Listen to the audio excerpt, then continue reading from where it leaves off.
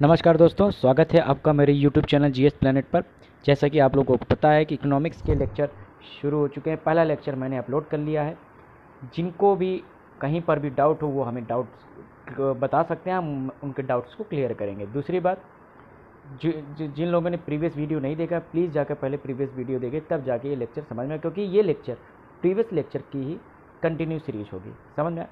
जैसे कि कल हम लोगों ने पहला लेक्चर जो अर्थव्यवस्था का परिचय, जिसमें अर्थशास्त्र की बात बताई थी कि अर्थशास्त्र क्या होता है, अर्थशास्त्र के जनक कौन थे, अर्थशास्त्र की शुरुआत कब से हुई, ठीक है, इकोनॉमिक्स के कितने क्लासिफिकेशन, कितनी मतलब उनको कितने भागों में विभाजित किया गया है, वर्गीकृत किया गया है, क्लासिफिकेशन उनका पढ़ा था।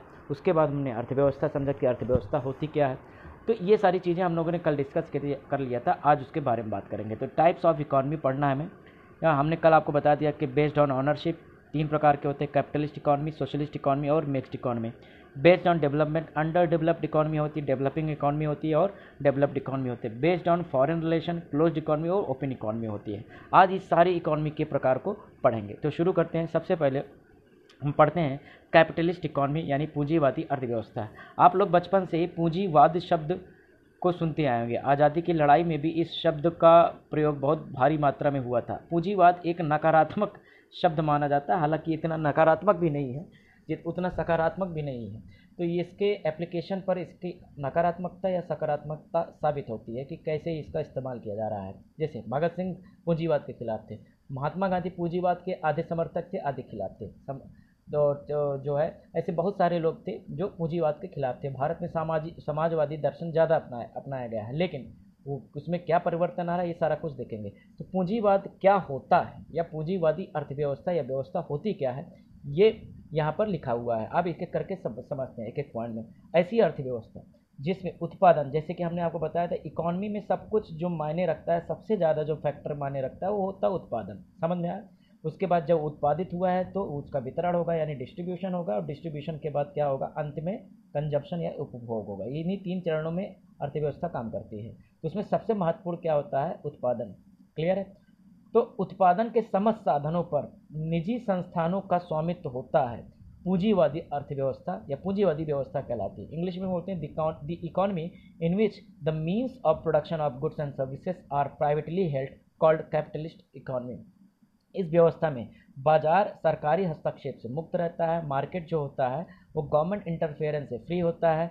एक तरह से फ्री मार्केट का कंसेप्ट होता है। मुक्त व्यापार या मुक्त बाजार की अवस्था होती है। इसमें उत्पादन का उद्देश्य केवल लाभ अर्जित करना होता है, जैसे अमेरिका की अर्थव्यवस्था। एग्जाम्पल से समझते हैं, ऐसे तो लिखा हुआ है, मैं पढ़ दूंगा तो समझ में नहीं आएगा। देखिए, एक मान लीजिए इकॉनमी है। इकॉनमी मतलब देश, यानी राज्य। कोई भी देश है, कोई भी इकॉनमी है। यहाँ पर जो रिसोर्सेस होंगे, बहुत सारी रिसोर्सेस होंगे, जाहिर सी बात है, ठीक है। तो कुछ रिसोर्सेस है, मान लीजिए यहाँ पर मान लेते हैं आयरन, बहुत ज़्यादा आयरन उत्पादित होता है। क्लियर है? समझ में आया? तो ये आयरन यानी ये जो लोहा, ये किसका है, सरकार का है कि वहाँ के लोगों का है? ठीक है। तो जो जनजातीय व्यवस्था होती थी वो एक तरह से सहअस्तित्व की भावना होती थी उनके पास। को एग्जिस्टेंस का जो है उनके पास कंसेप्ट होता था। क्लियर है? कि जो कुछ है वो सबका है। लेकिन जो पूंजीवादी अर्थव्यवस्था होती है, पूंजीवादी व्यवस्था होती है, साधन पर किसका अधिकार होता है, जो इसको खरीदेगा या जो इसका मूल्य चुकाएगा। समझ में आ रहा है? तो पूंजीवादी अर्थव्यवस्था में बोलबाला किसका है, पैसे का है भैया, सीधा सीधा। जो इस लोहे को ज़्यादा से ज़्यादा बोली लगा के खरीद लेगा, उसी का लोहा हुआ। अब वो लोहे चबाए, क्या करे, कुछ भी करे। समझ में आ रहा है? कहने का मतलब जो भी उत्पादन के साथ समझ जाए। अब इस लाइन को पढ़िए कि उत्पादन के समस्त साधनों पर निजी संस्थानों का स्वामित्व होता है। सरकार नहीं बताएगी ये लोहा किसका है, जिसने मूल्य चुका दिया वो लोहा ले जाए। क्लियर हुआ? समझ में आया? तो इस तरह की अर्थव्यवस्था को क्या कहते हैं, पूंजीवादी अर्थव्यवस्था। जाहिर सी बात है, जहाँ अगर आपको किसी साधन पर कब्जा करना है तो उसका क्या करना होगा, मूल्य चुकाना है। तो मूल्य चुकाने के लिए क्या चाहिए, आपके पास पूंजी चाहिए, यानी कैपिटल चाहिए।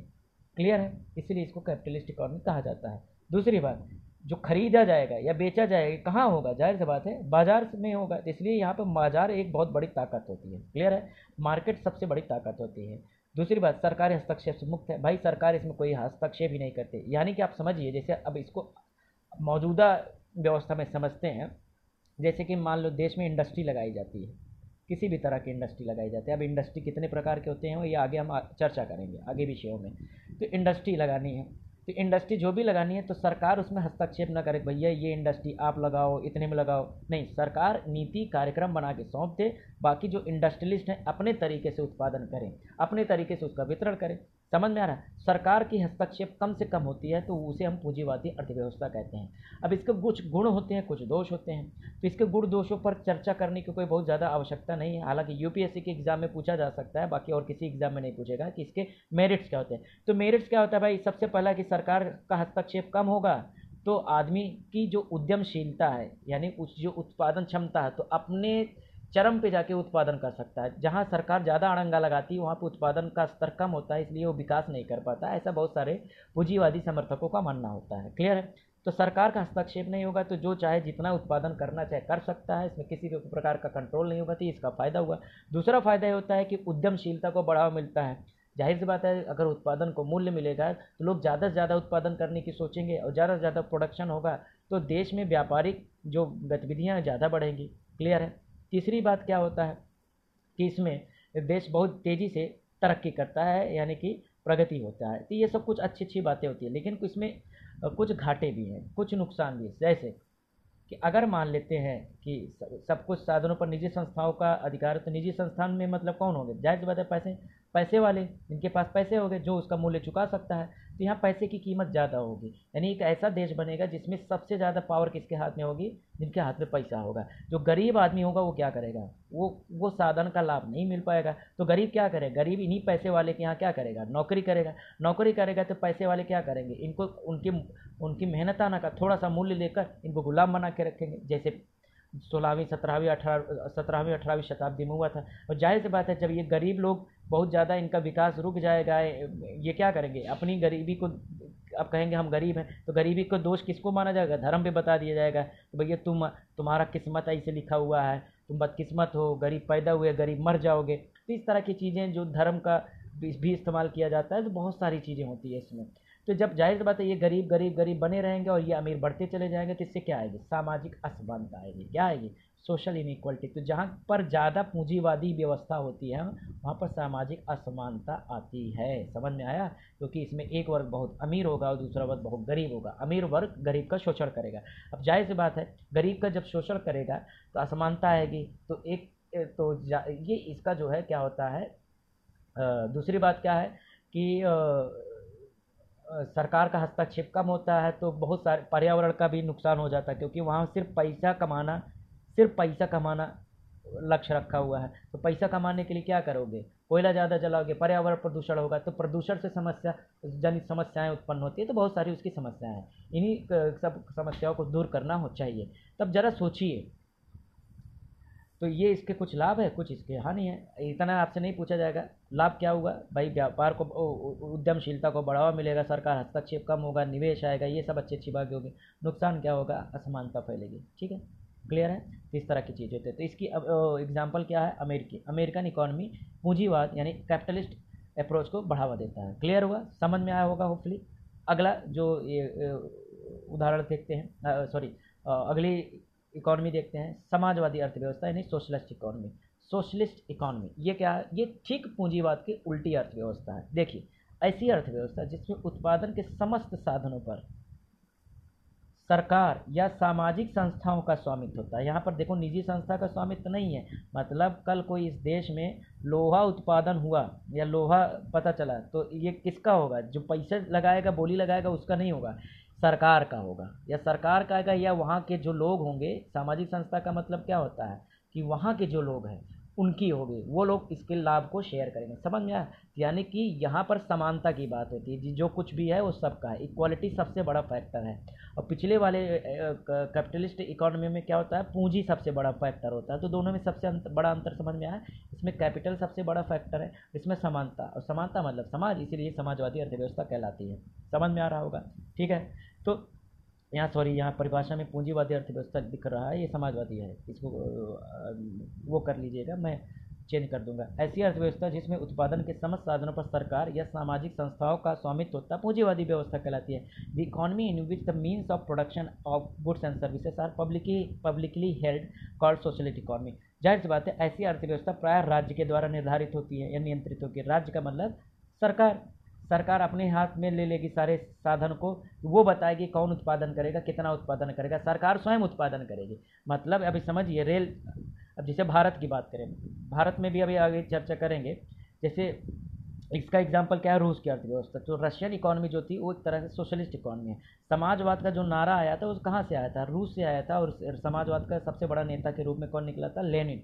लेनिन के ही समाजवाद से प्रेरित होकर भगत सिंह के ये आइडल हैं। भगत सिंह जो हमारे स्वतंत्रता सेनानी थे उनके आइडल है। क्यों, लेनिन ने समाजवाद की अलग जगाई थी, कहा रशिया में, जिसे रशियन क्रांति के नाम से या अक्टूबर क्रांति या बोल्शेविक क्रांति के नाम से जाना जाता है। ये सारी चीज़ें विश्व की प्रमुख घटनाएं थी। अच्छा, एग्जाम में अब इतनी चर्चा हुई है तो बात ही कर लेते हैं। तो रशियन जो रेवोल्यूशन था, यानी कि समाजवाद की क्रांति थी या रशियन रेवोल्यूशन था, आरआर भी बोलते हैं, रशियन रेवोल्यूशन कब हुआ था, या अक्टूबर की क्रांति, समझ में आया। इसे पूछा जाता है तो ये 1917 में हुआ था। कब हुआ था, अब जैसे 1917 में लेनिन का पूरा समाजवाद आया था।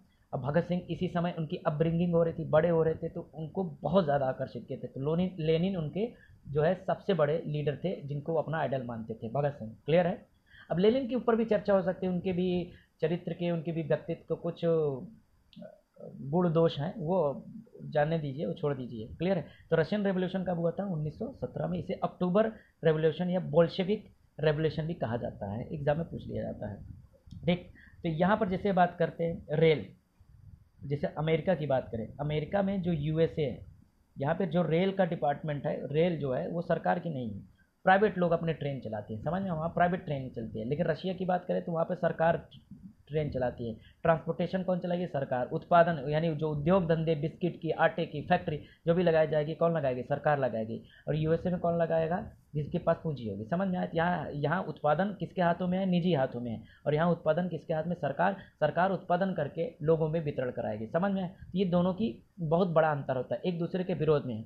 अब प्रश्न उठता है समाजवादी अर्थव्यवस्था क्यों आई। देखिए, जब पूंजीवाद में असमानता बहुत ज़्यादा बढ़ गई, समझिए वहीं से जन्म हुआ है इसका।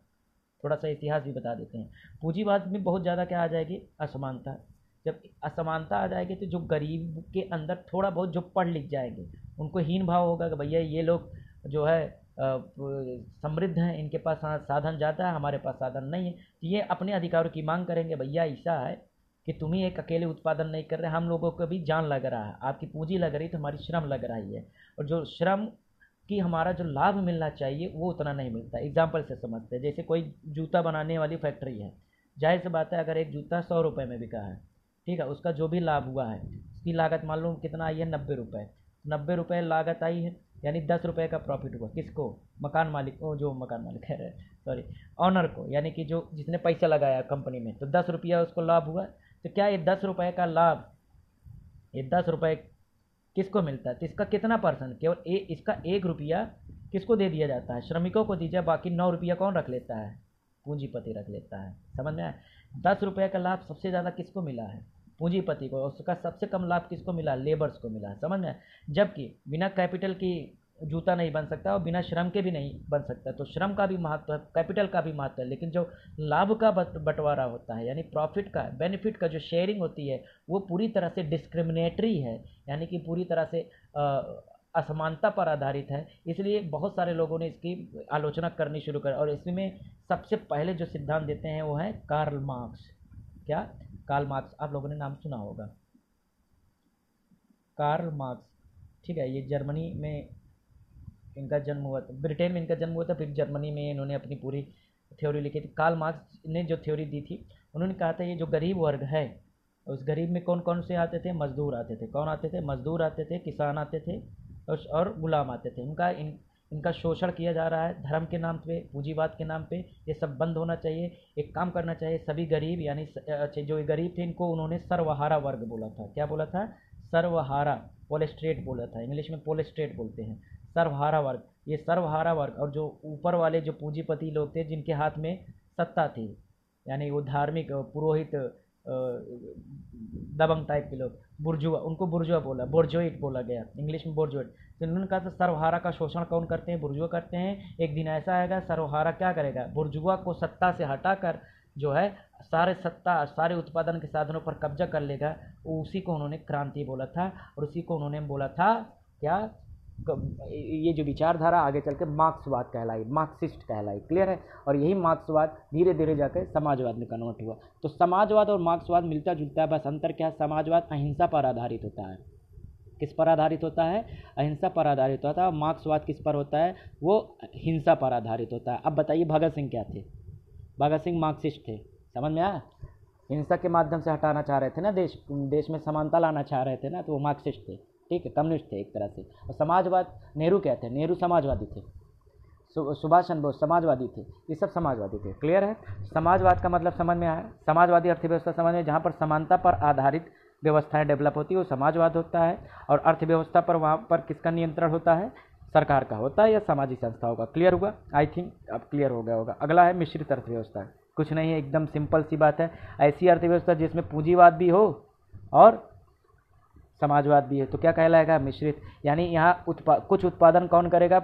निजी करेंगे, मतलब उत्पादन के साधन, कुछ उत्पादन निजी सेक्टर करेगा, कुछ उत्पादन कौन करेगा? गवर्नमेंट सेक्टर करेगा, दोनों मिलकर करेंगे। तो इस तरह का जो अर्थव्यवस्था डेवलप होगी उसे मिश्रित अर्थव्यवस्था कहलाती है। समझ में आया? क्लियर है?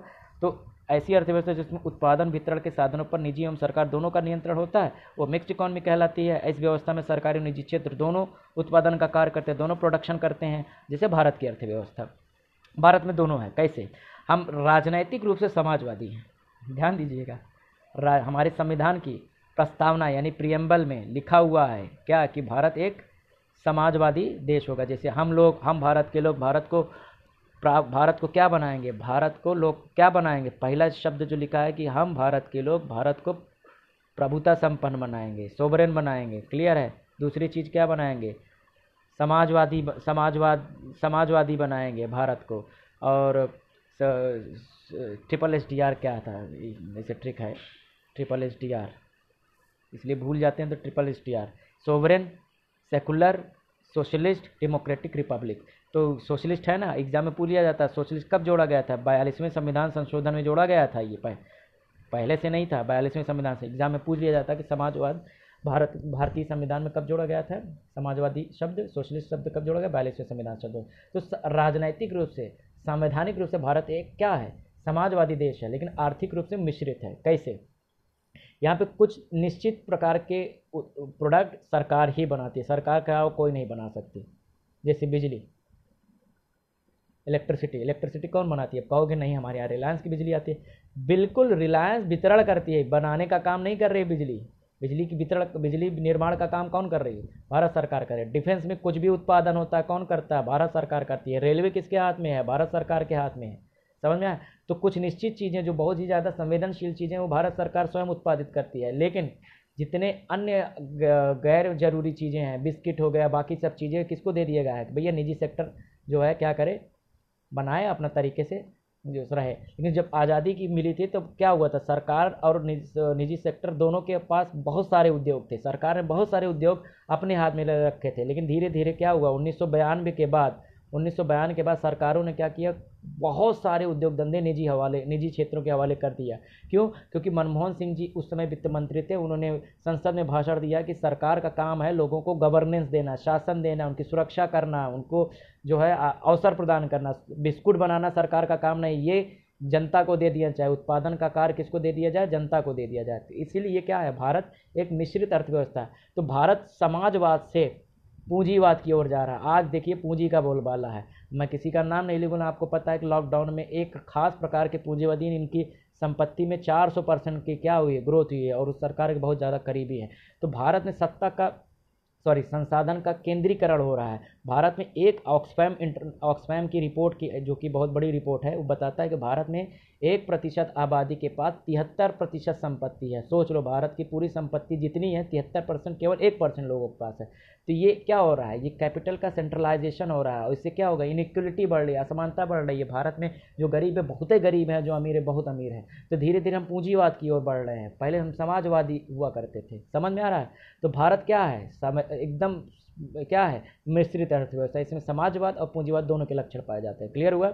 अब थोड़े थोड़े जो कंसेप्ट है देख लेते हैं। अल्प विकसित अर्थव्यवस्था समझ में ही आ रहा। अल्प विकसित मतलब जिसका विकास ना हुआ हो या कम हुआ हो। ऐसी अर्थव्यवस्था के निम्नलिखित लक्षण होते हैं। क्या? प्राकृतिक संसाधनों का निम्न स्तर का दोहन होता है। Least utilisation of natural resources होते हैं। मतलब समझिए, मान लो कोई देश है, उसके पास कोयला है, बहुत कोयला है, ठीक है, लोहा है, बहुत लोहा है, लेकिन उनके पास ना तकनीक है ना पूंजी है, इस कोयला और लोहे का इस्तेमाल करके इंडस्ट्री नहीं लगा पा रहे हैं। तो जाहिर सी बात है क्या है, इनके पास साधन तो है लेकिन ये इसका इस तरह से इस्तेमाल नहीं कर पा रहे हैं जिससे ये प्रगति कर सके। तो जाहिर सी बात है क्या होगा, ये अल्प विकसित अर्थव्यवस्था। तो उसी की बात कर रहा है, प्राकृतिक संसाधनों का जितना इस्तेमाल ये कर सकते हैं विकास के लिए उतना नहीं कर पा रहे हैं। दूसरी बात, क्यों नहीं कर पाते हैं भाई, इनके पास पूंजी की कमी है, इनके पास तकनीक की कमी है, इनके पास श्रम की कमी है, तो जो ज़रूरी चीज़ें होती है उसकी कमी होती है, इसलिए इनके निवासियों का निम्न स्तर क्या होगा, जीवन स्तर, लाइफस्टाइल क्या होगी, वो निम्न होगी।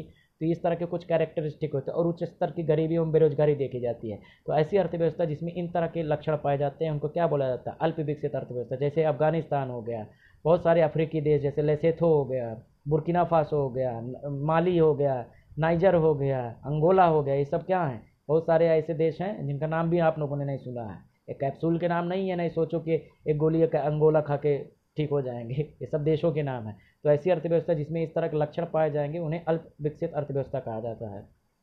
अब डेवलप्ड इकोनॉमी की बात करें, ठीक है, उल्टा ऐसी अर्थव्यवस्था जिसमें निम्नलिखित लक्षण पाएंगे, क्या कैरेक्टरिस्टिक कि भाई प्राकृतिक संसाधनों का उच्च दोहन होगा। क्यों उच्च दोहन, उनके पास पूंजी है, उनके पास तकनीक है, कोयला है, लोहा है, उनके पास तकनीक है, तो कोयले का क्या बना लिया, बिजली बना लिया, इलेक्ट्रिसिटी बना लिया, लोहा है, लोहे का आयरन बना लिया, कोई फैक्ट्री बना लिया, आयरन से क्या कर बना लिया, आयरन स्टील बना, स्टील के बाद बुनियादी चीज़ें बनी, फिर धीरे इस तरह से लगातार बिजली और इसका उत्पादन करके क्या क्या बना डालेंगे, समझ में आ रहा है। इनके पास तकनीकी क्षमता होती है, पूंजी की क्षमता होती है, तो इसलिए अपने रिसोर्सेज को बहुत ज़्यादा यूटिलाइज़ कर पाते हैं। जितना रिसोर्सेज को यूटिलाइज़ करेंगे उतना ही ज़्यादा इनका क्या होगा, तरक्की होगी, लोगों को उच्चतम जीवन स्तर होगा। जब पैसा आएगा तो क्या होगा, आदमी अच्छा अच्छा खाएगा, अच्छा अच्छा पहनेगा, तो हाई लिविंग स्टैंडर्ड होता है, और उनके पास इंफ्रास्ट्रक्चर बेहतर होगा, सड़कें अच्छी होगी, फ्लाईओवर्स होंगे, एरोप्लेन्स होंगे, ये सारी बुनियादी जो अवसंरचना बेटर इंफ्रास्ट्रक्चर होता है। तो ये विकसित अर्थव्यवस्था की निशानी होती है। उदाहरण क्या है, अमेरिका और यूरोपियन इकॉनमी है, चाइना भी अब इसी कैटेगरी में आ रहा है, क्लियर है। हाँ, अब हम बात कर लें अपने देश के बारे में, विकासशील अर्थव्यवस्था, डेवलपिंग कंट्री या डेवलपिंग इकॉनमी। तो ये डेवलपिंग इकॉनमी का बीच वाला भैया, ना पूरी तरह विकसित है ना पूरी तरह अल्प विकसित है। ऐसी अर्थव्यवस्था जो अल्प विकसित अर्थव्यवस्था से विकसित अर्थव्यवस्था की ओर बढ़ रही है। तो भारत क्या था, अल्प विकसित अर्थव्यवस्था था, अंडर डेवलप्ड था, अब वो धीरे धीरे क्या हो रहा है, डेवलप्ड की ओर जा रहा है। तो बीच में हम लोग हैं, इसलिए हम डेवलपिंग नेशन हैं। जैसे भारत और चीन की अर्थव्यवस्था, चीन दिखने में विकसित है, विकसित नहीं है भैया, चीन की आधी आबादी अभी भी गरीबी रेखा के नीचे जीती है। तो भारत और चीन की अर्थव्यवस्था क्या है, ब्राज़ील हो गया, साउथ अफ्रीका, ये सब, बांग्लादेश हो गया, श्रीलंका हो गया, सब विकासशील अर्थव्यवस्था है, डेवलपिंग इकॉनमी है, क्लियर है। अब बात कर लेते हैं क्लोज और ओपन की, मामला यहीं पर समाप्त हो जाए। तो क्लोज इकॉनमी क्या होगी भैया, क्लोज का मतलब होगा दरवाज़ा बंद कर लिया। भैया दरवाज़ा बंद कर लेंगे तो क्या होगा, गाना तो सुना ही होगा ना, बॉबी फिल्म का 1973 में आई थी, बाहर से कोई अंदर न आ सके और अंदर से कोई बाहर ना जा सके। सोचो कभी ऐसा हो तो क्या होगा, घंटादार हो जाएगा देश का, समझे। हाँ, ना बाहर से कोई अंदर आ पा रहा, अंदर बाहर जा रहा, तो भाड़ में जाओ, मतलब आप समझ रहे हैं, तो मजाक कर रहा हूँ। तो ऐसी अर्थव्यवस्था जिसमें आयात यानी कि बाहर से अंदर कुछ ना आए और निर्यात यानी अंदर से बाहर कुछ ना जाए, तो वो व्यवस्था क्या कहलाएगी, बंद अर्थव्यवस्था, क्लोज्ड इकोनॉमी कहलाएगी। समझ में आया ना, आयात, अच्छा यहाँ पर प्रतिबंधित या सीमित है, अगर आयात भी करेंगे तो बहुत थोड़ा सा करेंगे, क्लियर है। यानी इन ऐसे देशों में बाजार खुला नहीं होता है, क्या होता है, स्थानीय नागरिकों के लिए होता है, जो कुछ उत्पादन करेंगे खुदे खाएंगे खुदे पिएंगे, जो है दूसरों को नहीं देंगे, और दूसरे यहाँ जो बन रहा है उसको भी नहीं खाएंगे, समझ में आया। तो ये होता है क्लोज्ड इकोनॉमी। हालांकि अब क्लोज्ड इकोनॉमी का कंसेप्ट पूरी तरह से आउटडेटेड हो गया, क्योंकि अब कोई भी देश क्लोज नहीं रह गई है, सब एक दूसरे से कनेक्टेड हो गए हैं। ग्लोबलाइजेशन का दौर है, भूमंडलीकरण, एक स्थान पर कोई चीज़ बन रहा है तो अमेरिका में बिक रहा है, अमेरिका में कोई चीज़ बन रहा है बांग्लादेश में बिक रहा है, पूरी तरह से ओपन हो गया है। 1992 से पहले भारत बंद अर्थव्यवस्था थी, समझ में आ रहा है। हाँ, उससे पहले बंद था, हम बाहर से बहुत ज़्यादा मतलब नहीं रखते थे, क्लियर है। 1992 के बाद क्या हुआ, आर्थिक सुधार हुआ, आगे हम लोग पढ़ेंगे औद्योगिक, जब गतिविधियों को पढ़ेंगे, उद्योग पढ़ेंगे तो आपको बताएंगे कि 1992 में एलपीजी रिफॉर्म हुआ था, नाम याद रखिएगा। एलपीजी यानी लिबरलाइजेशन यानी उदारीकरण, प्राइवेटाइजेशन यानी निजीकरण, और ग्लोबलाइजेशन यानी वैश्वीकरण। लिबरलाइजेशन मतलब उदार, उद्योग धंधा करने के लिए लाइसेंस को और ज़्यादा उदार कर दिया गया। प्राइवेटाइजेशन का मतलब सरकार ने बहुत ज़्यादा जो उत्पादन गतिविधियाँ अपने पास रखी थी उस सब प्राइवेट हवाले कर दिया। और ग्लोबलाइजेशन भैया विदेशियों को बोला आओ आओ आओ हमारे यहाँ निवेश करो, तो मतलब एलपीजी रिफॉर्म्स आए थे। इसको डिटेल में पढ़ेंगे, टेंशन मत लीजिएगा। अभी यहाँ पर देख लें, ओपन इकोनॉमी क्या होगी? ऐसी अर्थव्यवस्था जिसमें आयात निर्यात पर कोई प्रतिबंध नहीं होता। भैया जो बनाए हो चाहे जहाँ बेचो, सरकार की परमिशन लेकर कुछ गाइडलाइंस होंगी, उसको फुलफिल करना होगा। अब मान लो जर्मनी में कोई कार बनी है, मान लो मर्सिडीज बनी है, तुमको मंगाना है मंगा लो भैया, कोई रोक टोक नहीं होगा। कुछ गाइडलाइंस होगी, कुछ सर्टेन, उनको फुलफिल कीजिए, मंगा लीजिए। तो चाहे आयात करिए चाहे निर्यात करिए, कोई रोक टोक नहीं होगा। इसे खुली अर्थव्यवस्था कहते हैं। 1992 के बाद भारत एक खुली अर्थव्यवस्था है। क्लियर हुआ? तो आज हम लोगों ने अर्थव्यवस्था के प्रकार पढ़े। होपफुली आपको लेक्चर समझ में आ रहा होगा। कहीं पर कोई डाउट हो, कौनो डाउट हो तो पूछ लेना। क्लियर है? हम कल इसके बाद पढ़ेंगे, जो अगला लेक्चर होगा वो अर्थव्यवस्था के क्षेत्र यानी कि सेक्टर ऑफ इकोनॉमी पढ़ेंगे। क्लियर है? कहीं कोई डाउट हो तो पूछ लीजिएगा। और पीडीएफ जो पिछले लेक्चर का और इस लेक्चर का दोनों का कंबाइंड पीडीएफ आपको टेलीग्राम चैनल पर मिल जाएगा। टेलीग्राम चैनल जो हमारा PSS विजन एकेडमी का है, उसका लिंक मैं डिस्क्रिप्शन बॉक्स में दे दूंगा। Thank you all.